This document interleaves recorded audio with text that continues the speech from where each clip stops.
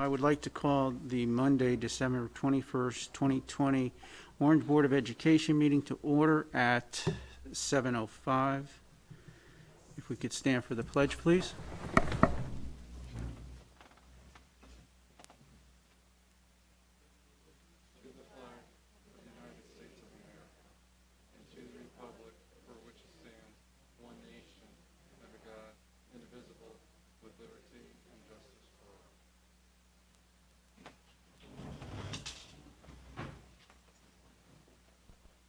Be kind enough to read the mission statement, please.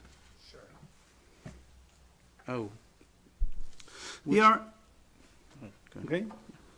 The Orange Elementary School District recognizes that the education of each child is the shared responsibility of every member of our community. Can I have it quiet, please? Our goal is to inspire and empower each student to achieve academic excellence, embrace social and individual responsibility, and lead with integrity. We believe all individuals should be valued and treated with respect. Together, we will make a difference. Thank you very much. Any public participation? I don't see any. Okay. I'm sure, as you all know, Mary Wheelander is participating in her last meeting with us. She'll be moving on to Hartford. Mary contacted me a week or two ago, I guess, and we discussed it, and her obligations up there, as well as being a mom and everything else, is pretty immense. And as is Mary's character, if she can't give anything 100%, she won't do it. And I think it is I'm proud of her for making the decision. I'm proud of her for what she's accomplished. And so we'll be saying goodbye to Mary this evening, but she's always welcome back. And it's not a goodbye forever. We'll see her around town, and I'm sure any number of us will be contacting Mary on very different occasions for different reasons. So at this moment, I'd like to turn the microphone over to Dr. Scarpetti.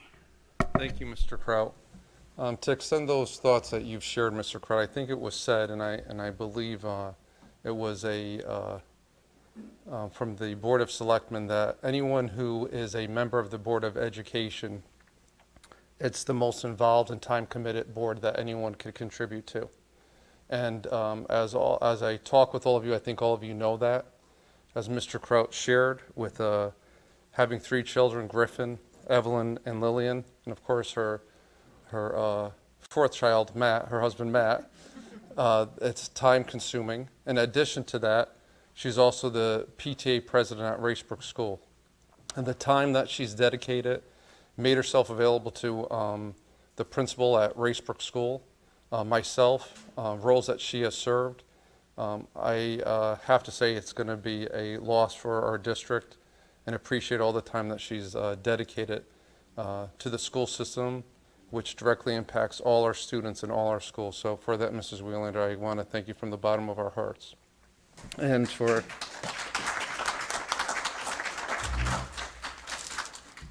just a little appreciation. I'll give you a hug, but I don't want to pass COVID around. But thank you.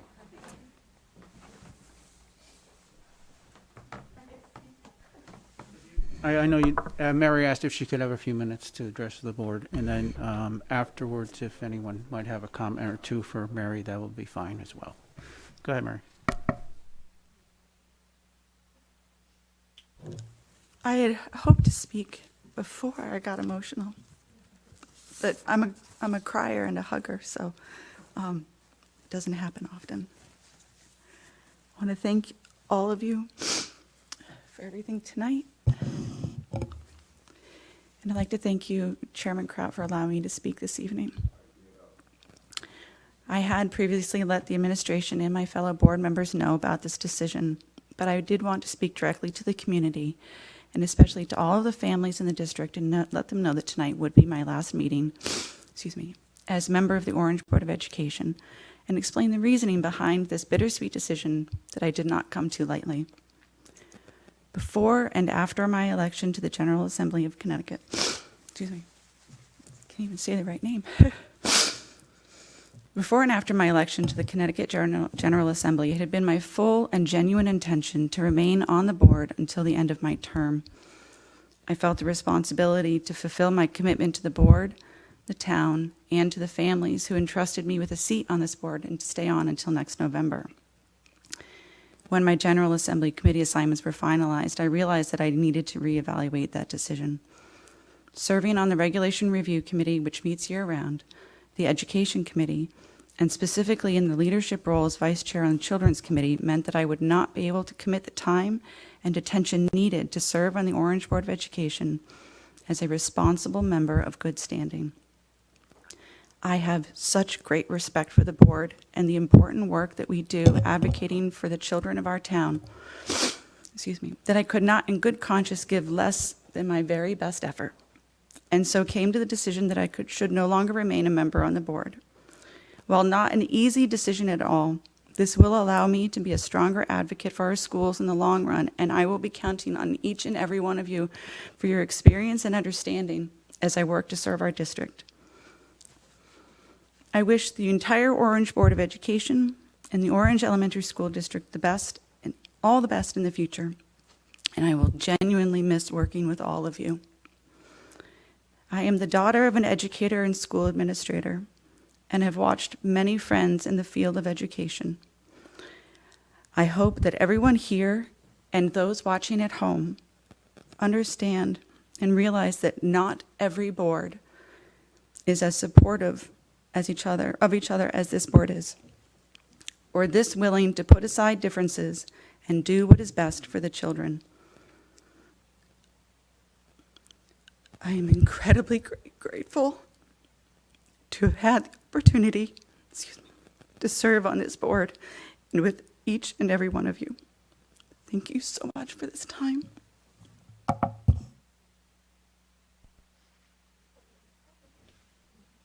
Thank you. Does anyone have anything they'd like to add? Go ahead, Sue.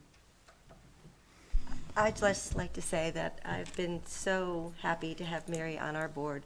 Her dedication, her intelligence, her attention to detail, she's been an incredible board member, and I know she'll be an incredible member of the General Assembly as well.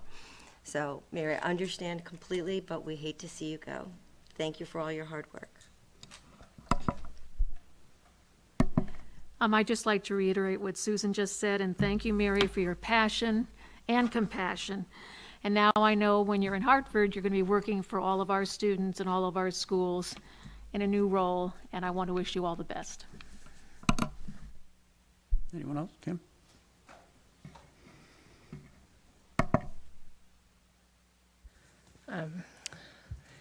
So Mary showed up at my door a few months ago,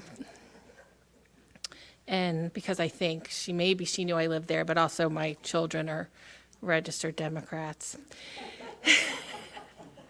And I don't know if Mary was a little surprised that I told her that she should and could put a sign in my yard, and that I sincerely knew that it wasn't about party. It was about doing what's best for children, family, the town of Orange, and the residents of the state of Connecticut. So I am proud to have served with you, and I will miss your voice on this board, but I know that we'll have someone who's acting on all of our behalfs in Hartford. Thanks, Mary.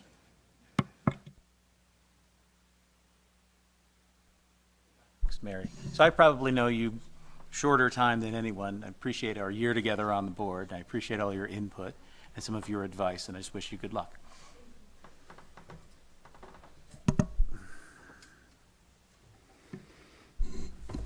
Well, I think I can say maybe I've known you the longest because through scouting.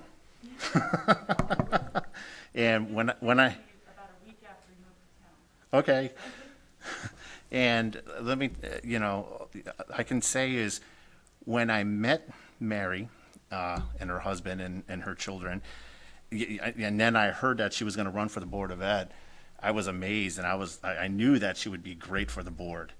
She's exactly the type of person that we need on this board, and it's proven with what she's accomplished on this board for us. So I just want to say thank you, and definitely good luck in Hartford.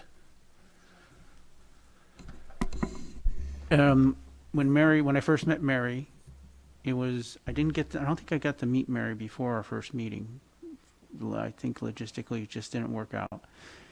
But the first thing that struck me was when she walked in, the smile. Mary always smiles. Doesn't matter what we're talking about, what we're doing. Whether she agrees or disagrees, she smiles. And the other thing about Mary is the note-taking. I'm sure you've all, the head is down. I mean, I'm sure there's every word I have ever said in a notebook somewhere in a file. And, but the thing that is funny is, I watch the room and see who wants to speak and who doesn't. And Mary will be going away with the notes, and all of a sudden, bing, bing, the head pops up. And I know Mary has something to say. But I think I can echo what Mr. Kapp and everyone else says. Mary, it's been a pleasure to have you here, and I'm proud to have worked with you. And I appreciate greatly your dedication, and it was a short time, but you sure as hell did a hell of a lot for us, and I appreciate that. Best of luck. Ken?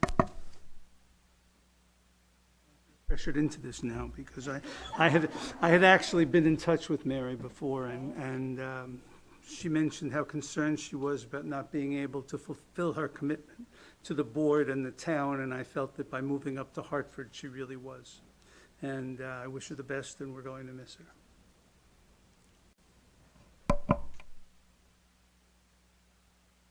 I'm going to say I'm jealous it's your last board meeting, but I would never say that.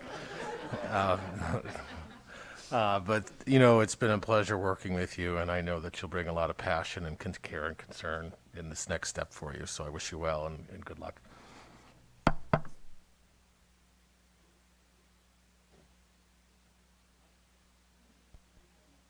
All right, moving on. Where are we? We are at correspondence, right? Is that right? And we have no correspondence, so we'll move on to the consent agenda. I will need a motion to accept the first item under the consent agenda. The first item is the minutes from the November 16th, 2020 Board of Education meeting. Do I have a motion to accept the minutes? Betty, second. Ken? Any discussion? All in favor? Oppose? Abstain? Do you get that, Mary? I couldn't find you there for a second there, Mary.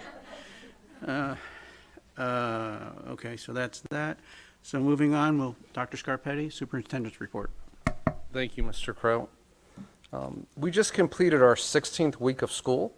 14 of those weeks were conducted in person, and you may recall we had a planned half a week of hybrid, and 1 week was a planned remote. As a reminder, this was planned not only for staff to have a trial run in case we would need to move to hybrid or remote learning, but to intentionally safeguard for our school or the entire district to be fully remote due to the spread of the virus.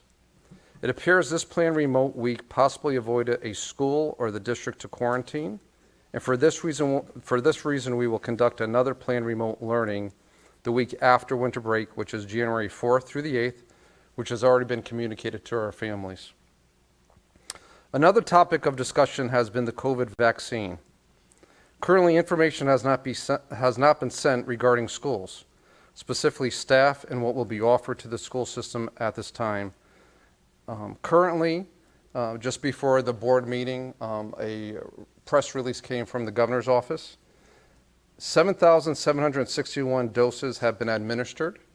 Those have gone to healthcare professionals, healthcare service workers, long-term care, and 9 nursing homes. And so as this unfolds, we'll continually update the board of what will be occurring in our school system. In addition, the governor on Friday, December 18th, provided an amendment which was represented in Executive Order 9S regarding travel to any state or territory other than New York, New Jersey, or Rhode Island, which we'll be adhering to. To summarize, it's decreasing the amount of quarantine days if you were to go to any of those areas. that a child must quarantine for 10 days before returning to school, or within 72 hours of returning to the state, they may test with any COVID-19 test, or after returning to Connecticut, they could provide a test once they receive their results. However, our health department, Dr. Mohammed, strongly recommends that getting a PCR test, even though any COVID test is allowed at this time. In addition, CDC guidelines provided new quarantine guidance for close contacts, which will be discussed with BOA superintendents and the Orange and Quinnipiac Valley Health directors over break. This past Tuesday, information was provided to parents regarding inclement weather and the options school districts have to either cancel school or have remote learning. Parents were informed each situation will be handled on a case-by-case basis. A determining factor in the decision will be if access to the internet is available.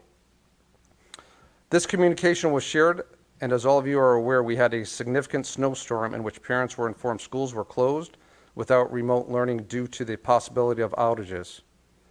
A delayed opening occurred the following day with in-person learning. An interesting fact, on the same dates last year, we had a school closing and a delayed opening the following day. Just a fun fact. I want to send our thanks to our custodial staff, supervisor, and director for prepping the schools in order to receive students and staff safely.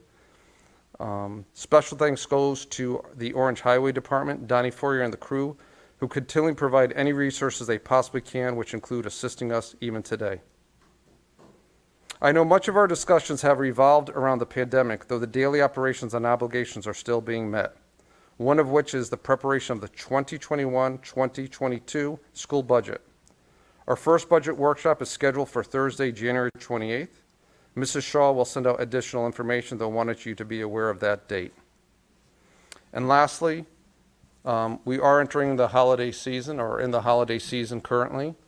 And I think it goes without saying that we all need to stay safe during this time. And I believe I speak for everyone when I say we're all looking forward to the 2021 year and looking for all that comes and everything that we've worked hard to maintain, and looking for things to be back as normal as possible in 2021. So I wish all of you a happy holiday here in this room, those watching at home, and please be safe. Thank you, Mr. Kraut. Questions for Dr. Scarpetti? Go ahead, Betty. Dr. Scarpetti, I was just wondering about any response you got from parents as to having a snow day as opposed to a remote school learning day. I was thrilled to see it was a snow day, but I wondered if you had any other response. Well, that's why I decided that, because I know it's really you, Mrs. Hadlock, so I wanted to make sure that I adhere to that. You know, all joking aside, I think we know that any decision made, it's going to make people happy, and others that it was a concern. Things changed quite quickly, and I appreciate the fluidity of each step. I know I was getting calls, why haven't you sent something out? Why haven't you sent something out yet? Because that storm was changing quite quickly. Initially, we did have a thought of doing remote learning. When outages were predicted, when Optimum and UI is sending out emails to the customers stating that outages are likely. And that's not just outages in Orange, it's outages across the state, because we have our teachers, and to not have that accessibility. People did reach out, and of course we're happy, though I think some people were expressing that if they like that it's on a base, on each base, you know, that we'll be making a decision on a case-by-case basis. So it was mixed. We didn't do a survey or anything such, but people did share on both views. Okay. Thank you. And I do have one other question. I know that Mary is vacating her position on the board, and I wonder if you could tell the general public here, what are the steps that going forward to replace her position? I believe that decision is made by the first selectman. Okay. Thank you. Else for Dr. Scarpetti? Betty, turn your microphone off, please. No? Okay. Thank you, Doctor. Thank you, everyone. Ms. Cox?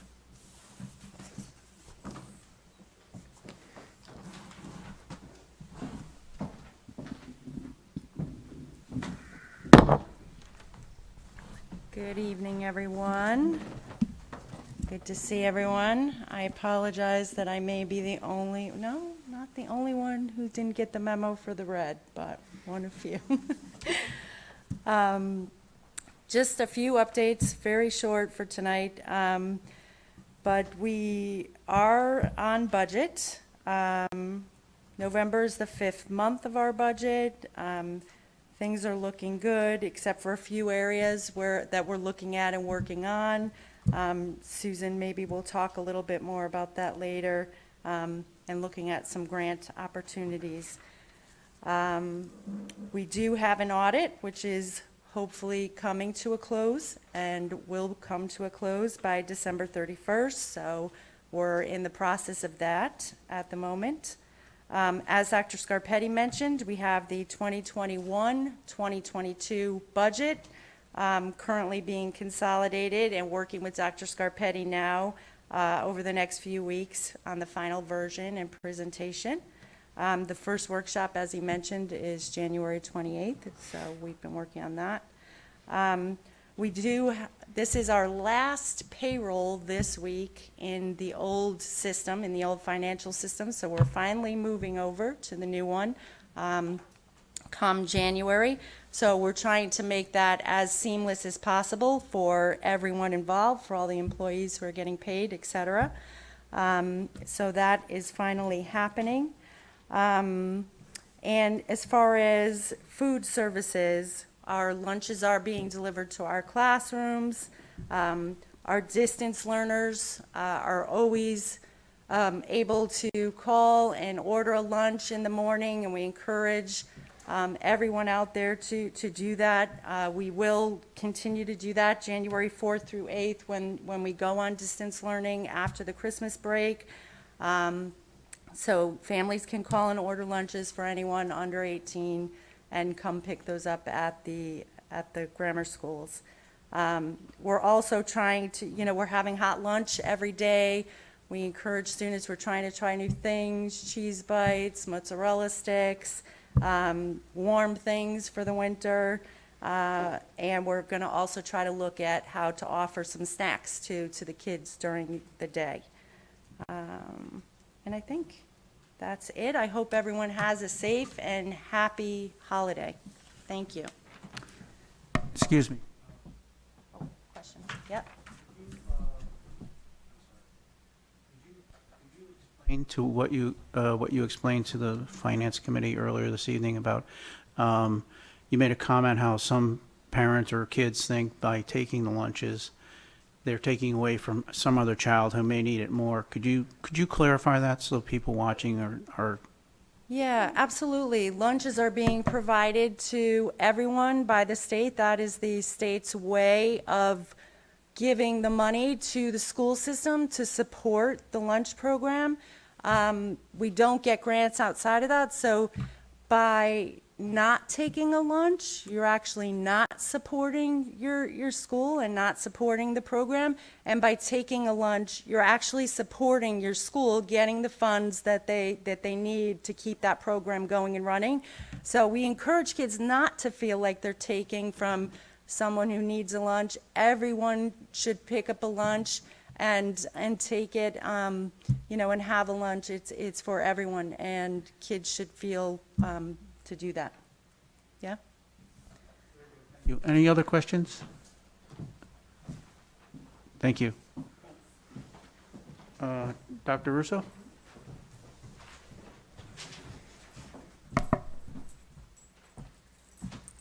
Good evening. I would like to share that hybrid and full remote feedback surveys were created and shared with faculty and parents. We reviewed the survey responses and we used them to guide instructional planning for the remote learning week, which is scheduled after our winter break. And we did notice that families were feeling really good about what happened this time, and that there was a huge difference between our remote learning last spring and all the live teaching that occurred this time. There were, of course, a few technical challenges which we constantly work to address. Parents did request more live teaching time on remote Wednesdays and some meteor choice boards without options. So for this reason, the Wednesday after the winter holiday, teachers will kick off the Wednesday morning with a 10 to 20 minute mini lesson guiding children throughout the activities and experiences of the day, depending on the grade level. So for kindergartners, it'll probably be 10 minutes, and then if the students are in the older grades, it'll probably be 20 minutes. And specials teachers will provide their sessions, their live sessions, that match the schedule for the Wednesday. So specials teachers' sessions will be live. We are working with our library media specialists to review current digital and non-digital library books, publications, and collections to replace and updated outdated collections. And a report will be shared with the curriculum subcommittee meeting as soon as that's ready. Additional training was provided by our library media specialists on Mobile Minds, the new Google Meet tools, the breakout rooms, the CAMI Basics, which helps teachers use PDFs, make them editable, and general tech help. A lot of work with the interactive books from the capstone, because last year we received feedback that there weren't enough digital books for the teaching, and so now we have over 4,000 books available with accompanying resources to seamlessly link to the Google Classroom this time around. So lots of books for book clubs during that remote learning week. So that's it. I also wish everyone a happy holiday and look forward to seeing everyone in the new year. Any questions for Dr. Russo? Dr. Charles. Just want to say thank you for the additional live interaction on Wednesdays. I think that'll be very much appreciated. Okay. And we also received the surveys from the teachers, and they want to do that. They also really want to take the Wednesday for planning to make sure that the Monday, Tuesday, Thursday, Friday sessions are really intentional, well thought out. And I don't know if you've seen kindergartners working remotely, but they really need all that stuff, the bags, the materials to pull out, and it really takes the teachers a lot of time to put all of those materials together. So those Wednesdays are greatly appreciated, and we're so happy to provide like a happy medium there. Thank you, Dr. Russo. Mr. Gray?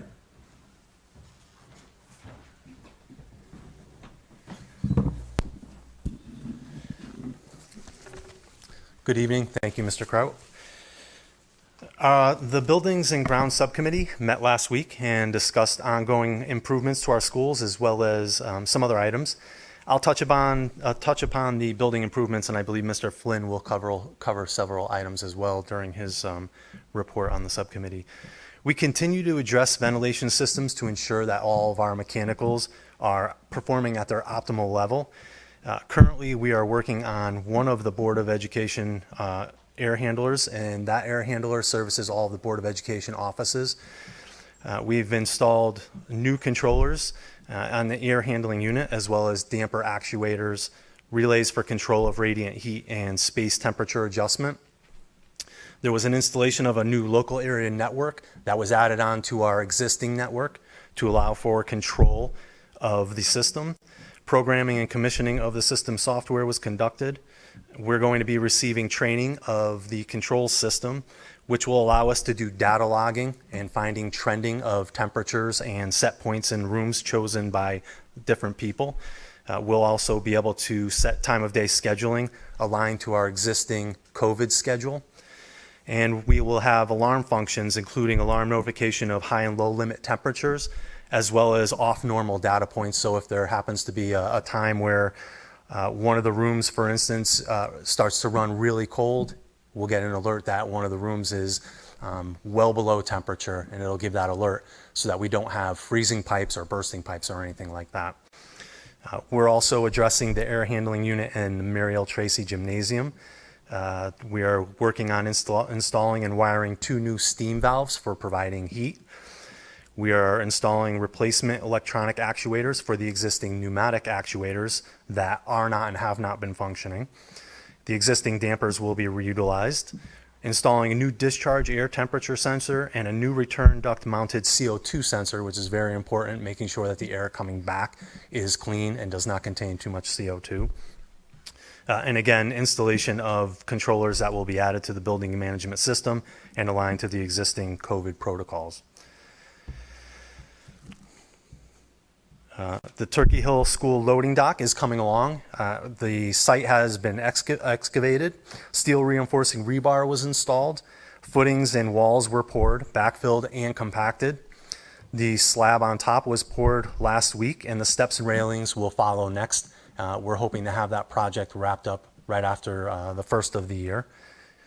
Our first snow removal event of approximately 10 inches of snow occurred. I want to thank our custodial staff and for their efforts in cleaning the snow from around all of our buildings. Also thanks, as Dr. Scarpetti said, to Don Foyer and his team for their assistance with applying salt to our parking lots. I spoke to him this morning at 4:30 this morning.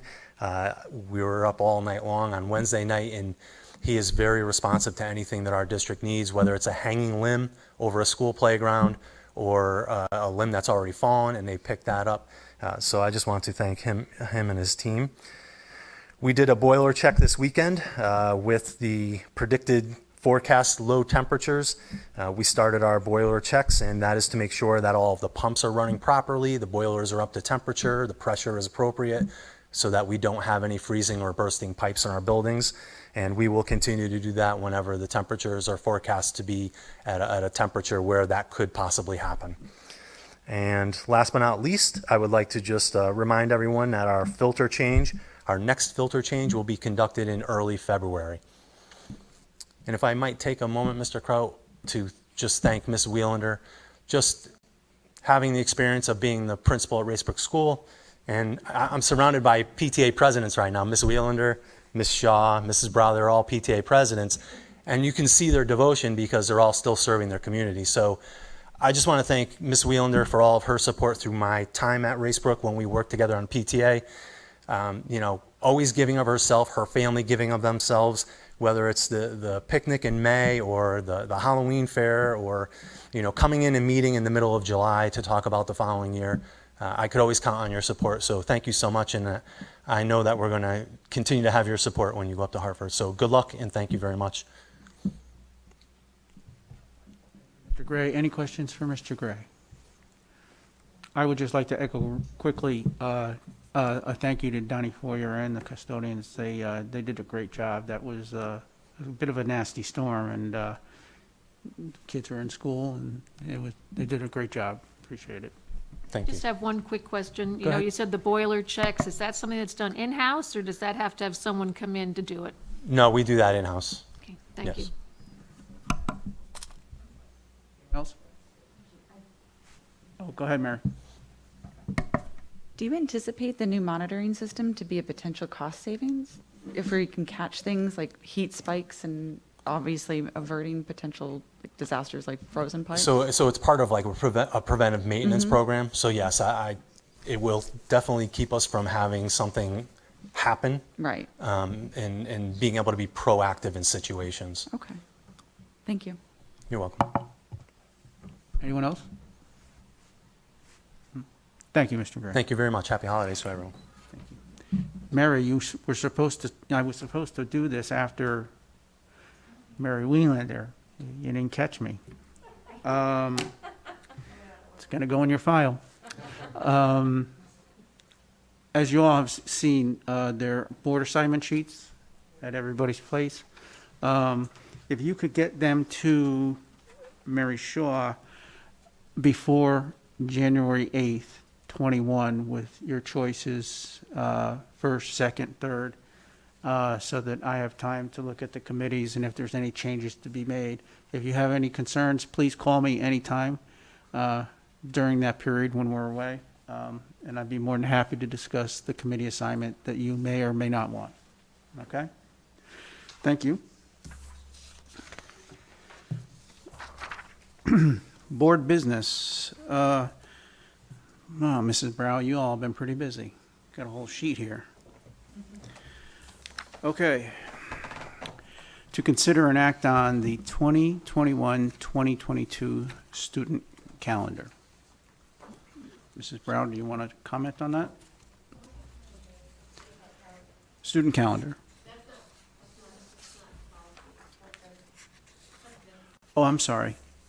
Oh, I'm sorry, Dr. Scarpetti. That's okay, Mr. Kraut. I know this is a discussion we've been having, a first introduction, I think, a few months ago. I haven't heard anything, so it's left as we discussed last month. And we're just looking for a motion from the board to accept as proposed, Mr. Kraut. All right, does anyone have any questions on the calendar for Dr. Scarpetti? Susan, go ahead. I still remain committed to having a short week and starting after Labor Day. So that hasn't changed, and I dislike the fact that they're starting on a Monday and it's a full week. That's a long week for the kids and staff. I just feel that they need to ease into it a little bit more, especially little kids. So that's my take on it. But otherwise, I think it's great.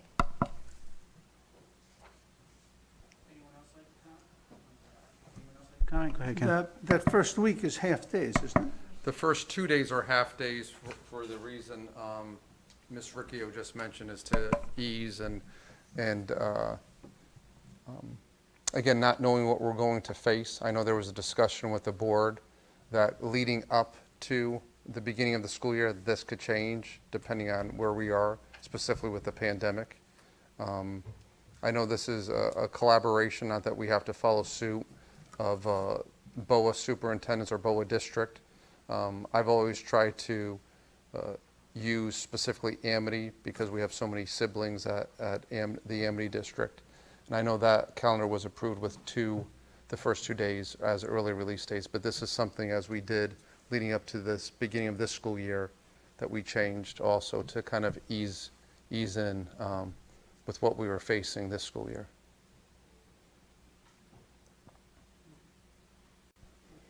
Else with any questions or comments? Go ahead, Kim. You know, I think that what typically happens is the first week of school happens and the kids are fine and we move on. But I do, you know, I thought that we were pretty consistent in going in the direction of the 3-4-5. This year it would be a 3-3-5. But, you know, I can be like, I can sort of let this go and think, you know, next year if they have a 5-day week with 2 short days, they'll all be fine at the end of the week. But I would like to, as we continue to go forward, just really look at that 3-4-5 because, you know, I've been in the elementary schools on a Thursday and a Friday, and everybody's exhausted. Teachers are exhausted, kids are exhausted, and I'm thinking about next year if they're back in school 5 days a week at the beginning of the year. I mean, we're in unusual times. So again, I can be flexible in supporting a calendar as it is, but since Susan brought it up, I would really like for us to just really seriously consider the 3-4-5 going forward because I do think it's best for kids. Do you have a comment on that? No, I'm fine with the calendar. Okay. So Dr. Scarpetti, you're looking for a motion from the board this evening? Yes, sir. To approve the, okay. All right, so I'm looking for a motion to approve the Orange Elementary School calendar for 2021 as presented this evening. Do I have a motion? Ken, do I have a second? Betty? Any further discussion? All in favor?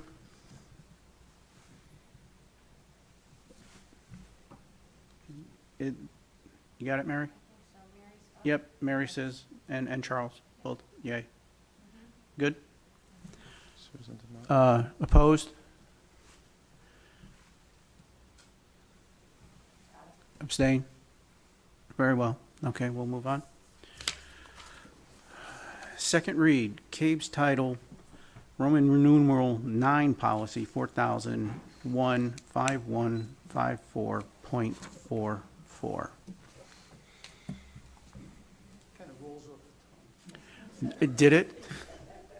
I can't believe I remembered Roman numeral 9. And I noticed, this is a second read, and I'll remind everyone, hopefully we'll address all significant questions at the first read. We're trying to get these policies out earlier. I did notice, I believe it was this policy that you had crossed something out, Ken, or am I now just suddenly remembering the wrong one? I don't think it was me on this. I don't remember. I'll have to go back and look at it then. All right, if someone had a question on this one, we did disseminate the packets with comments in, but also took them out. So if you have a question, we're prepared to discuss them tonight. Just let us know. Questions on the policy? I have one, just one. Oh, go ahead. My only question is, it references, I don't know if you can, I'm reading and not speaking into the mic. It references a Title IX coordinator. Is that a position that we give to someone? Is that obviously it's not a full-time position. Do we know who that is? Yeah, so we, that was one of the changes. So there's different roles. And so the Title IX coordinator is Mrs. Mary Ito. That has been consistent, that the special ed director has that position. Okay. My only question. Anyone else? Questions? Okay, so I'm looking for a motion to accept CABES title, Roman numeral 9, policy 4001 5154.44, as presented this evening to the board. Susan, do I have a second? Mary, any further discussion? All in favor? I think it's unanimous, Mary. Okay. Opposed, abstain? Very well. Second read, Board of Ed policy soliciting prices, bidding requirements, policy 3323. I think you all remember this one. Any questions? Any comments, Kim? No? Dr. Scarpetti? No, sir. This is the one where we kind of align ourselves more with the town, especially using town money? Okay. And we don't contradict ourselves, that's right. So I am looking for a motion to approve Board of Ed policy soliciting prices, bidding requirements, policy 3323 as presented to the board this evening. Do I have a motion? Susan, second. Charles, any further discussion, guys? All in favor? Opposed? Abstain? Unanimous, Mary?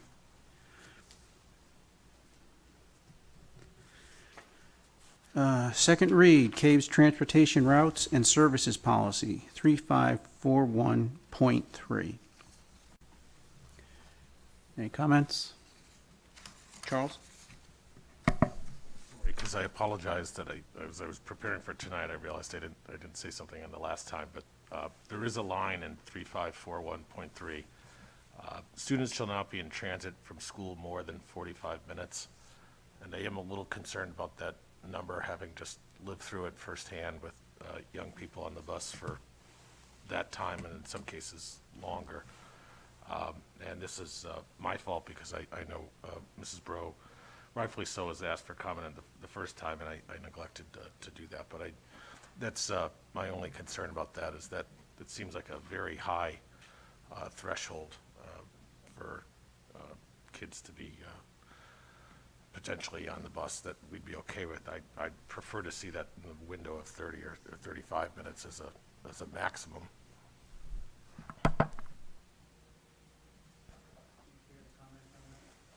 Comment on that, Mrs. Brown?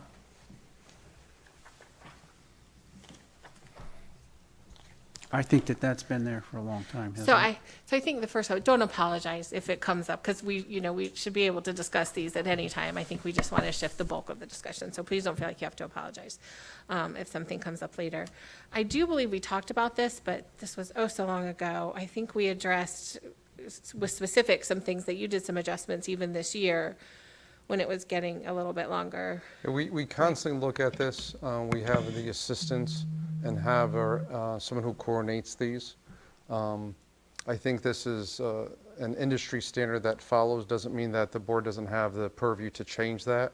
Of course, if this is something the board would direct me to do and work with Mr. Gray, this would have a budget implication, of course, because we may need more bus runs to adhere to that 35 minutes.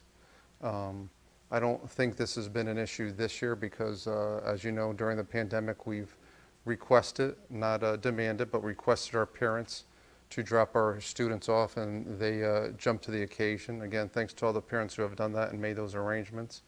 But to Mr. Flint's point, there are some buses that go that long, depending on where a child lives and how far. But those routes are constantly looked at during the summer and worked on so we can meet the current guideline. Any further questions for Dr. Scarpetti? Any more comments? Go ahead, Ken. So in engineering the routes, are you close to 45 minutes? Are we at 44 and a half, or are we at 30? We are close with some of our routes, Mr. Vitale. Okay, thank you. For not the whole bus itself, right? No, Just there the could be. number of children on the bus, right? Yeah. Yeah.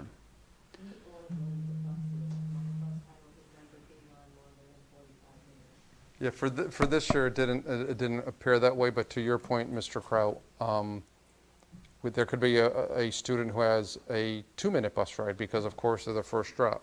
But those students that may live, what's the area, Mr. Gray, you know, where the country club is, right? That's one area that, of course, it's an extended and longer route for students that live in that area.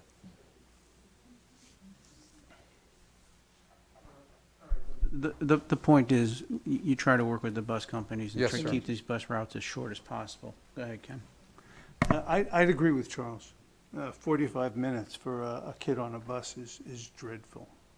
I mean, I don't know that we have to change it, but I would hope that we would make every attempt to avoid 45 minutes on a bus.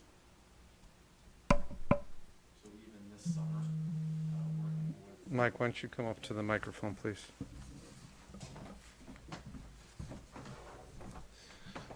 So even this summer, working with the company that coordinates the routes for us, we were actually moving children from different buses, trying to equalize the number of children on the buses, because the more we can do that, the shorter the runs can be. So there are some neighborhoods where you have a large number of children, and you might have another neighborhood where that number has dropped.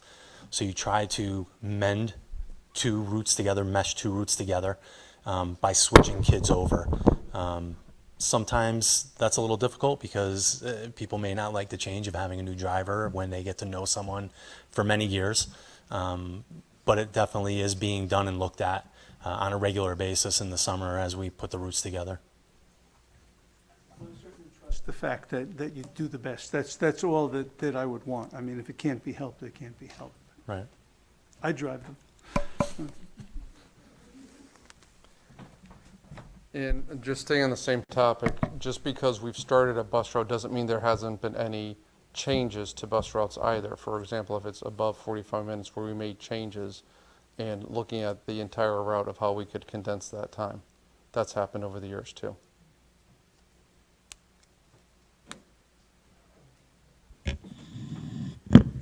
And I would just like to add, like, so that the reason that we revisited this policy was to address kindergarten pickup locations, regulations regarding cul-de-sac pickup and drop-off spots, and out-of-district student placement, which I think was a primary one, and transportation regulations to reflect special education requirements.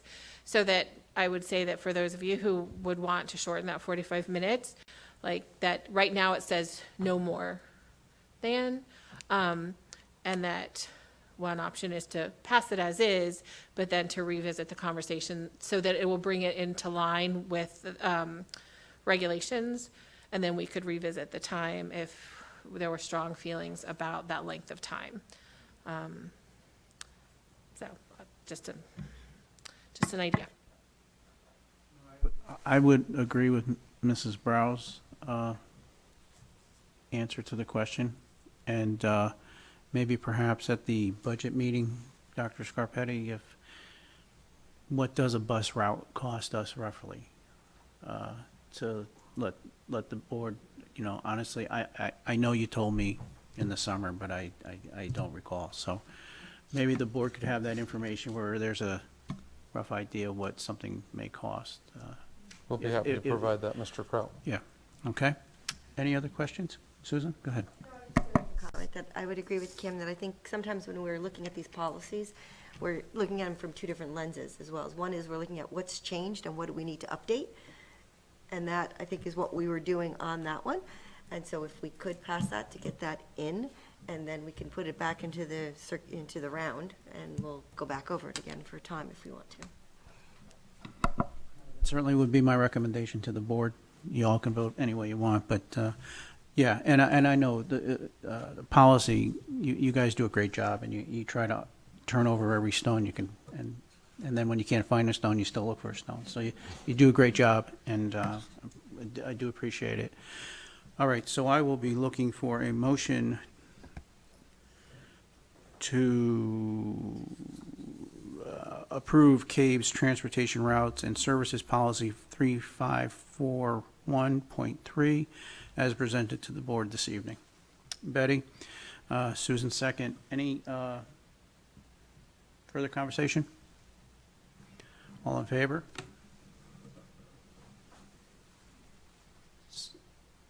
Opposed? Abstain? Charles abstained? All set, Mary? Okay, very good. All right, first read, Orange Board of Ed Policy 2151, hiring school administrators. Any comments, Dr. Scarpetti, on this? None. This was, just to summarize it, this was just information that needed to be added to this policy regarding if we are hiring an administrator at central office where there weren't funds appropriated for that position, that we would have to inform the Board of Finance that we're doing this.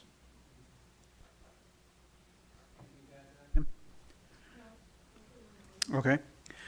First read, Orange Board of Ed Policy 3152, spending public funds for advocacy. Any comments?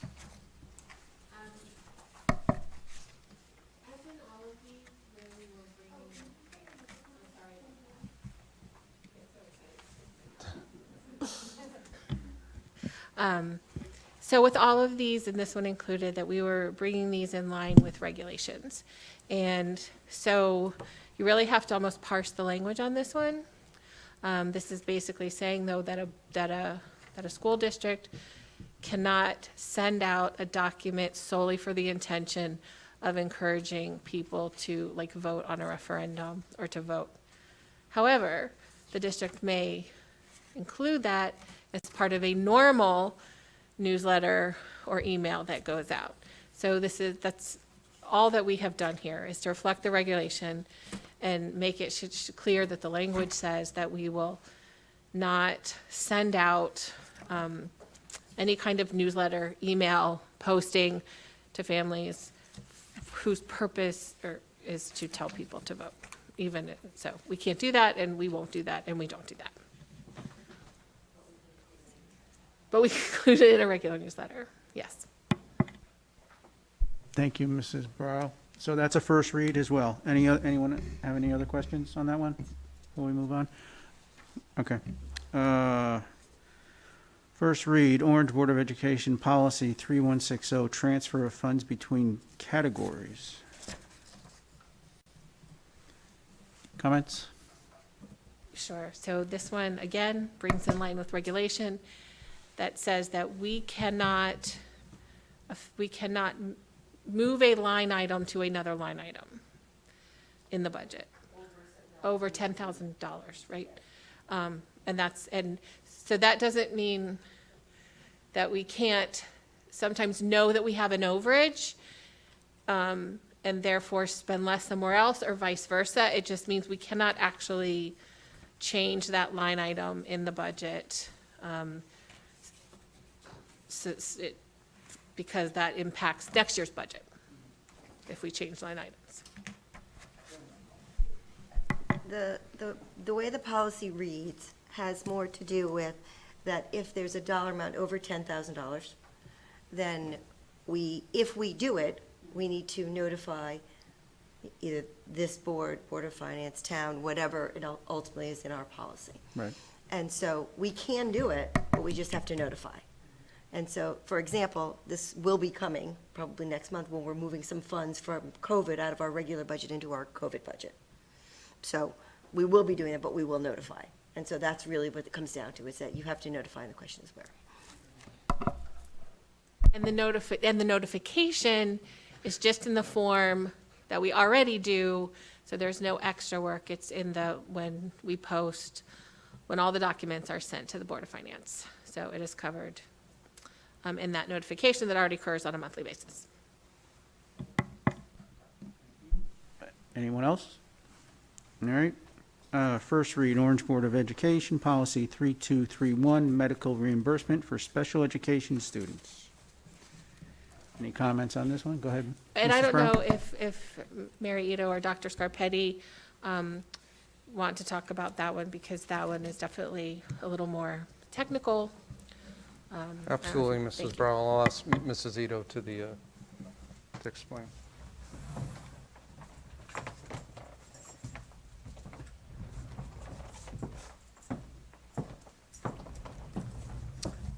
What would you like me to address, Kim?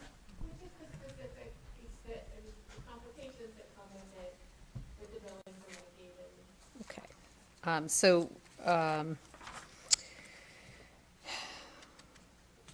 With the billing of one of the changes we proposed for the policy in the first policy read was to include not only special education students, but also students who receive Section 504 services.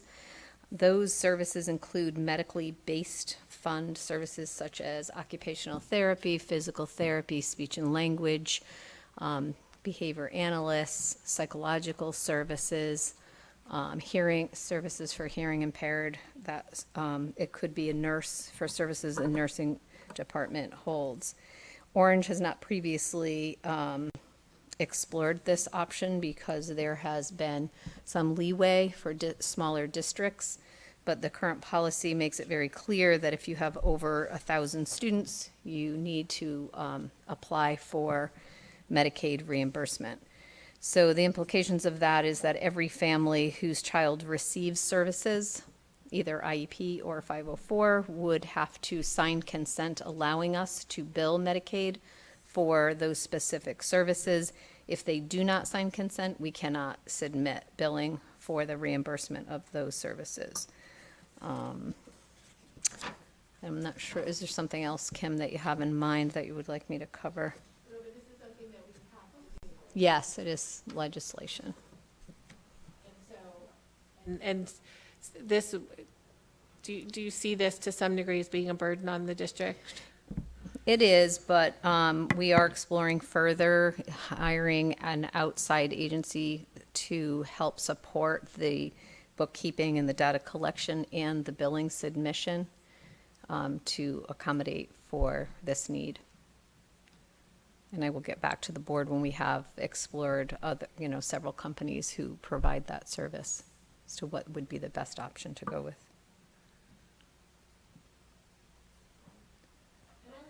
One other thing that I really love that Mary Ito emphasized as she was reviewing this policy, and I think it's something that we should definitely keep at the forefront of our minds as we go forward, that using person-centered language. And so that we don't say special ed students, we say students who receive special education services.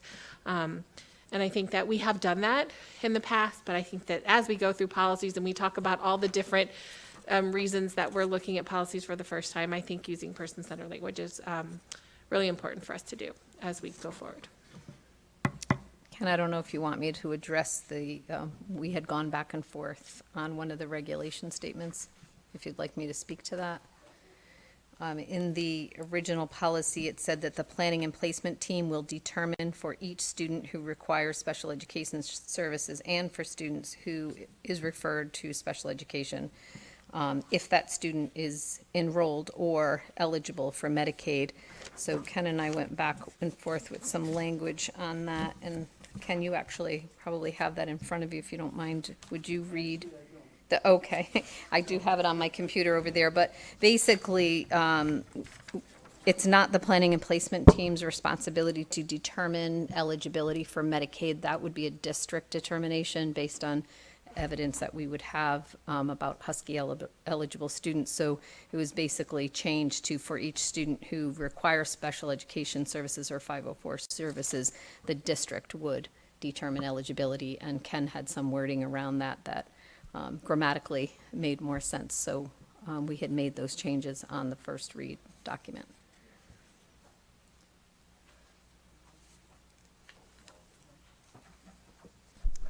One thing, I did want to acknowledge Mary's patience in going back and forth with me. It was like having a pen pal, and I appreciated her insight.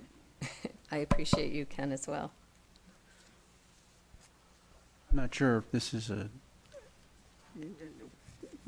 when they go through when the family goes through the review, and let's hypothetically say that they get rejected for the aid, then what happens? The district just incurs the expenses for the service, if I'm understanding your question correctly. Yeah. There is excess cost for students who are 4.5 times the cost of educating our general education population, that those same services then could be applied for excess cost reimbursement. That's a different, it's a different realm. So this is really a moving target in a big Yeah. way. It is, because number one, we don't know who, when and if somebody becomes eligible for Medicaid. Right. We don't know whether a parent's going to sign consent for us to seek out the reimbursement for it or not. So on a yearly basis, we would ask any new families for consent. We could revisit consent with families who may not have agreed to consent in the past to help educate them and understand how it could benefit the district. But if a family has signed consent, then we just simply need to remind them and inform them they have previously given consent. We don't have to receive consent every year from those same families. But you're right, it is a moving target because people become eligible and uneligible for Medicaid Husky services. Right. So, Okay. No, I just, I think people should know how it can be a daunting task. yes, yeah. And And it's very specific to certain services that we would have to also tease out. But that's where an outside agency can help with those services, because service providers would log in on the data portal, what their services are, their hours, the nature of their service. And then through that outside agency, they would marry the Husky information that they would have privy by the state and by the parents' consent to match that information up and then provide the billing. So the system makes a huge difference between a district doing it manually, which would involve myself, would involve staff of Mike's and Christine and the business office in general for processing all the billing and the reimbursement, where an outside company would handle all of that.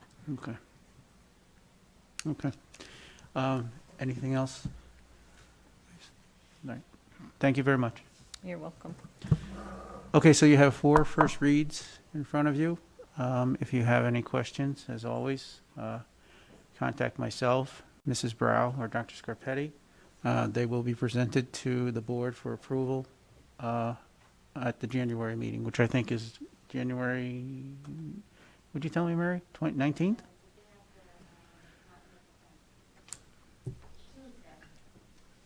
Oh, it's a Tuesday. Okay. All right, standing committees, Finance and Operations, Ms. Riccio. Finance met prior to this meeting. everything looks in order. We do have certain items that we're over on, which we anticipated some of it. The ones of concern are a little bit with the cafeteria. We're more negative than we normally are. So we'll be looking into ways to mitigate that.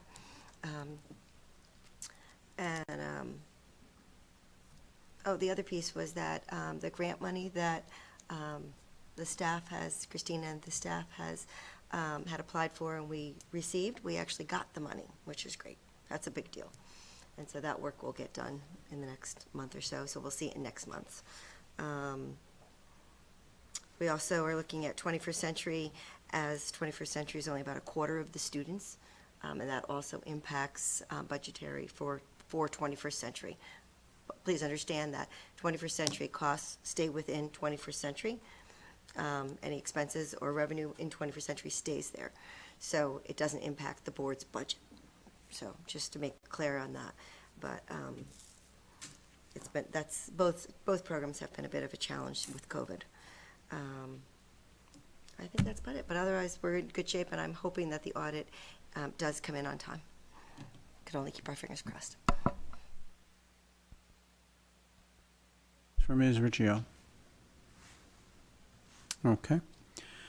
Personnel Transportation Policy, Mrs. Brown. What more could I have to say? So to those of you in the room, or to those of you in the audience, not you guys, we like you where you are. But if you're looking for a job, I think policy compliance has to be one that will always keep you employed, because these policies are ever changing. So before the last meeting, we really wanted to have it, and we have a CABE audit that has, I don't even know the number, lots of policies that we need to revise. And sometimes it is really just a legislation change. Sometimes it's 2 words that need to be changed. But you sit us in a room to talk about a policy that only really needs an update of 2 words, and we will talk about that policy for 30 minutes. Christian is not here tonight, but you know of Christian. You know that we can talk about one line in a policy for a long time and go in a complete circle a couple of times. But I do want you all to know that those in the room and those watching, that we do look at these very carefully, question ourselves, not only look at the legislation, but we really are looking at these quite thoroughly, and appreciate that, that you do as well. And I think that for the last few months, we've just caused a lot of work for Mary Ito and Mike Gray, both with the Title IX and then this medical reimbursement, and appreciate the time that you put in. We will continue, we will not meet in December, but we will continue to meet and look at this CABE audit. Money well worth spent, I believe, on CABE, because they really help us do this work, and appreciate that they're a resource for us. So thanks everyone for all the work that you've been doing to have, to help us get through our policies. Much, Mrs. Brown. Building, yeah, do you have a question? Yeah, go ahead, Ken. As a member of that committee, I'd just like to compliment Kim on the work she's done and the way this is organized and how much we've been able to accomplish. Would agree with that 100%. Anyone else? Okay, Buildings and Grounds, Mr. Flynn. Good evening, everyone, and to those of you who recently finished celebrating Hanukkah, I hope that everyone had a happy Hanukkah ending last week, and to those of you celebrating upcoming holidays of Kwanzaa or Christmas or the New Year, I wish you a happy holiday season. In my own cultural background, this is the season of Advent or hope, something so powerful that my youngest daughter is partially named Hope. And I share that with you in this season of hope because on Buildings and Grounds, December 14th, we did meet. And as you may know, December 14th is the 8-year anniversary of Sandy Hook. I remember my daughter, who was born on December 12th of that year, holding her in the hospital as the news of that tragic day did take place. So with that context, I was really forceful during our meeting on December 14th, where we focused more than we have in recent months because we had been so preoccupied with some of the physical structures in support of reopening schools. We focused on really more of safety and security.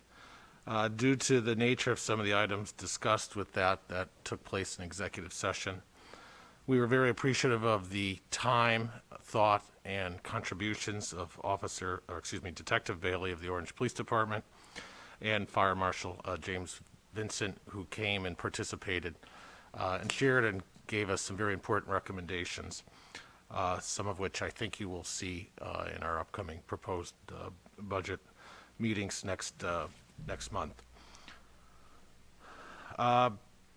You may recall when I updated the board last month, I did spoke about the proposed HVAC improvements to Turkey Hill and Racebrook. I did have some misinformation because at that time I was under the understanding that we could apply to the Board of Selectmen's Capital Planning Committee, and I subsequently learned that this would not be eligible for that. So during our meeting, there was a motion that was made, seconded, and approved unanimously, and that was that the Buildings and Grounds Subcommittee recommend to the Greater Board of Education to consider the proposed HVAC improvements at Turkey Hill and Racebrook schools in their 2021-2022 budget. We suggested that we hold off on a Building and Grounds meeting in January due to the increased meetings of budget season, and I asked the subcommittee members to tentatively hold February 8th as a tentative date for our next Buildings and Grounds meeting. Questions for Mr. Flynn? Thank you. Curriculum, Mr. Ziman. We did not have a meeting last month, so my report is very short. I would hope that we're lucky enough to live in a state that's aware that we're in the midst of a pandemic. And I would hope that anybody who strays outside the state for these holidays comes back and is mindful of the fact that we're in this together. And we have to depend on everybody to act the way they know they're supposed to. If necessary, please err on the side of caution in terms of sending your child back to us. Hope everybody has a good holiday. You. ACES, Ms. Riccio. I have a quick update on ACES. We met December 10th. ACES is having, instead of having a live gala this year, they will be having a virtual gala March 25th. And if anybody's interested, let me know. I have information about their virtual gala. I also have, every year at this time, I show you guys some of the cards. I'm going to show you a T-shirt that has one of the drawings that one of the special ed kids did. So it's very cute. But this was actually a special ed student, a student who received special services. And there are many others. And there's some great cards in here if you're interested, you want to take a look at. I'm going to pass them down to Mr. Ziman because I know he really enjoyed them last year and bought them, so you could have this year's. They're all yours, Ken. Couple of the things is one of the ACES magnet schools, Thomas Edison, is looking for a new building because Meriden is taking back their building.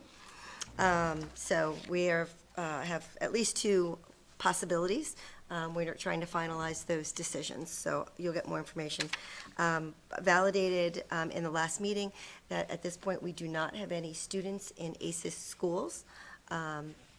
In the past, it erroneously was showing Orange having like 3 or 4 people, students who were receiving services at ACES, but in fact it wasn't. In fact, it was Amity, because Educational Center for the Arts, our students live in Orange, but they go to Amity. And so Orange wasn't being billed, but the way it looked at my report, I'm like, what do you mean we have 4 people? I don't think we have 4 people going to ACES schools. In fact, they fixed it, and it doesn't go by the student's address any longer. It'll now go from the referring district, which is Amity at this point. So we don't have any currently. So, and ACES audit has already been completed and was already sent to the state. ACES also has a fingerprinting service if we need it for any apparent reason, for hiring or any of that. You can get more information about that. But at a high level, that's what was covered in ACES.